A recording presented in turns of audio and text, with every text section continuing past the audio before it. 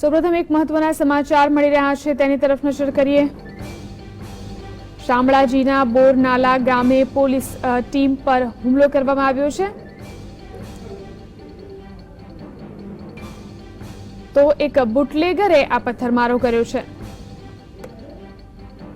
Police team પર bootlegger દ્વારા પથ્થરમારો કરવામાં આવ્યો છે। ટોળાએ પોલીસ કર્મીની રાઇફલ પણ છીનવી લીધી। શામળાજી નજીક આ બનાવ બન્યો છે। એક કોન્સ્ટેબલને આ ઘટનામાં ઈજા પહોંચી છે। આ વિશે વધુ માહિતી માટે વાત કરીએ અમારા સંવાદદાતા પ્રભુદાસ સાથે। જી જણાવો કે શું છે આખી ઘટના?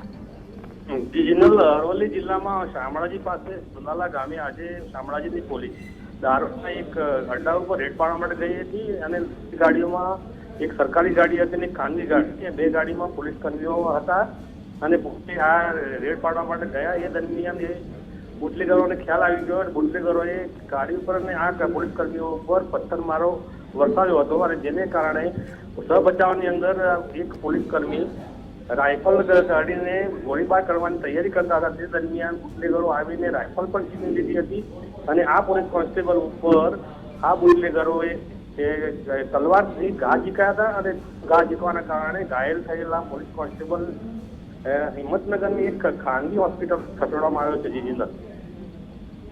જી આભાર જાણકારી આપવા માટે। તો શામળાજીના બોરનાલા ગામ પાસે પોલીસ ટીમ પર હુમલાનો બનાવ બન્યો છે।